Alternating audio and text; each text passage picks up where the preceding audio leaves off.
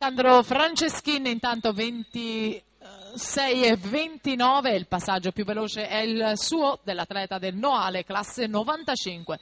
Riccardo Santolin, Veneto Banca, Montebelluna in 1, Emiliano Leghissa, Rarinantes Adria Monfalcone in 2, Alberto Palazzi, Milano in 3, Elia Artusi, Riviera in 4, Federico Franco, Antares in 5, Alessandro Testa.